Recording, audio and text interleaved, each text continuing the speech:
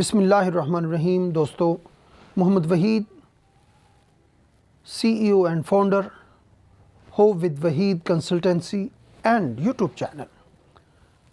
दोस्तों, आज कुछ कन्फ्यूजन्स के हवाले से मैं आपसे बात करना चाहता हूं कि जो हमारी टूल्स हैं या राइडर्स हैं उनके हवाले से कुछ चीज़ें कन्फ्यूजन पैदा करती हैं, वो आपसे शेयर करना चाह रहा हूं। इससे पहले कि हम तफसील में जाएं कि परमानेंट टोटल डिसेबिलिटी कब इफ़ेक्टिव होती है, ऑनलाइन पेमेंट में और पेमेंट मोड्स में डिडक्शन ज़्यादा क्यों होती है, पेमेंट क्यों ज़्यादा देने पड़ती है, इसी तरह बाकी राइडर्स के अंदर हमें कब कौन सा राइडर इफ़ेक्टिव होता है, इन सारी चीज़ों को डिस्कस करने से पहले मैं आपसे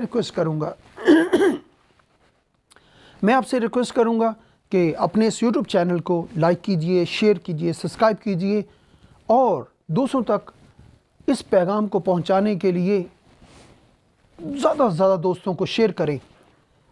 अपने कमेंट्स और फीडबैक ज़रूर दीजिए ताकि हम आपके लिए ज़्यादा से बेहतर चीज़ें आपको दे सकें। दोस्तों, सबसे पहली चीज़ जो आपसे डिस्कस करना चाहूँगा वो ये है कि परमानेंट टोटल डिसेबिलिटी अगर होती है तो कब इफ़ेक्टिव होती है, उसके जो बेनिफिट्स हैं हमें कब मिलते हैं या क्लाइंट को या पार्टिसिपेंट को कब मुहैया होंगे, कब मिलेंगे। दोस्तों, ये बात बहुत अहम है कि परमानेंट टोटल डिसेबिलिटी का ताल्लुक सिर्फ एक्सीडेंटल डिसेबिलिटी के साथ है। अगर किसी और वजह से परमानेंट टोटल डिसेबिलिटी होती है या परमानेंट डिसेबिलिटी होती है तो उस सूरत में हमें या क्लाइंट को पेमेंट पे नहीं होगी।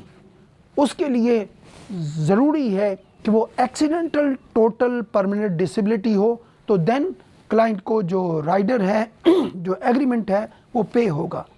दोस्तों, इसी तरह दूसरी चीज़ जो आपसे शेयर करना चाहता हूँ वो ये है कि जब हम जो पेमेंट मोड्स हैं वो यूज़ करते हैं, एक ईयरली है, हाफ ईयरली है, क्वार्टरली है, मंथली है।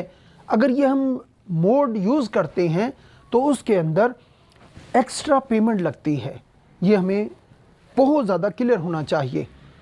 अगर हम हाफ ईयरली करते हैं तो 500 रुपीज़ एक्स्ट्रा लगेंगे। अगर इसी तरह हम उसको क्वार्टरली लेके जाते हैं तो उसके अंदर किसी कंपनी का 800 रुपये और किसी का 1000 रुपये एक्स्ट्रा जो है वो पेमेंट देनी होती है, उसमें डिडक्शन होती है। अब कुछ कंपनीज एक्स्ट्रा लेती हैं, कुछ जो है ना उसमें डिडक्ट हो जाता है। तो इसका हल क्या है? हल ये है कि अगर आप क्वार्टरली या मंथली या हाफ ईयरली मोड के ऊपर कोई प्लान इशू करवाते हैं तो आपके पास ऑप्शन है कि आप उस क्लाइंट को, उस पार्टिसिपेंट को गाइड करें कि हमने एक सहूलत लेनी थी, वो हमने ले ली, अब इसको आप मैनेज करें ईयरली बेसिस पे।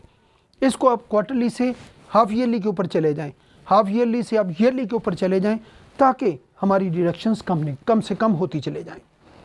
दोस्तों, इसी तरह जैसे हम क्रेडिट कार्ड के हवाले से उसके थ्रू पेमेंट करते हैं तो उसके अंदर भी कंपनी की जो है वो डिडक्शंस होती हैं।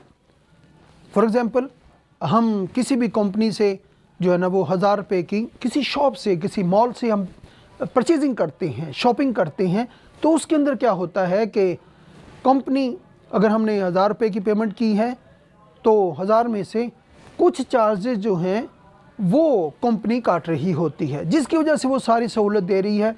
This is a business. Online payment के थ्रू भी कंपनी की डिडक्शंस होती हैं। हमें अगर ये सहूलत लेनी है तो उसकी कॉस्ट पे करनी पड़ती है। दोस्तों, आखिरी जो चीज़ इसमें जो शेयर करना चाहूँगा वो है ऑब्जेक्टिव। जब हम प्रपोजल फिल करते हैं तो उसके अंदर एक क्वेश्चन आता है कि इस पॉलिसी लेने का मकसद क्या है, ऑब्जेक्टिव क्या है। तो उसके अंदर मोस्टली हम लिख देते हैं सेविंग। दोस्तों, अगर हम टर्म प्लान ले रहे हैं उसके अंदर सेविंग होती नहीं, उसके अंदर सिर्फ प्रोटेक्शन है। और इसी तरह अगर हम सेविंग लेने जा रहे हैं, सेविंग प्लान लेने जा रहे हैं तो उसके अंदर प्रोटेक्शन नहीं होती। अब इसके अंदर हमें सिर्फ प्रोटेक्शन सेविंग लिखना है, प्रोटेक्शन लिखने की ज़रूरत नहीं है। बिल्कुल इसी तरह अगर हम नॉर्मल किसी भी इंश्योरेंस पॉलिसी को मैनेज कर रहे हैं तो उसके अंदर दोनों चीज़ें हो रही होती हैं। हमें प्रोटेक्शन भी हम मैनेज करवा के दे रहे हैं और सेविंग भी मैनेज करवा के दे रहे हैं, इसलिए हमें दोनों चीज़ें लिखनी हैं, protection and saving. Objectives, protection and saving. Objective मकसद क्या है?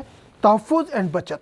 अगर हम दोनों लिखेंगे तो ये राइट जो वे होगा। इसी तरह दोस्तों, अगर हम कोई ऐसा प्रपोजल फिल कर रहे हैं जिसके अंदर जो असाइनी हम किसी को कर रहे हैं, असाइनमेंट की तरफ जा रहे हैं कि जो डेथ की सूरत में जो क्लेम है वो कंपनी को पे हो जाए या किसी अदारे को या वेलफेयर ट्रस्ट को पे हो जाए, तो उस सूरत में हम यहाँ पे क्या लिखेंगे? यहाँ पे हम लिखेंगे नॉमिनी की जगह पे अबेंडन टू द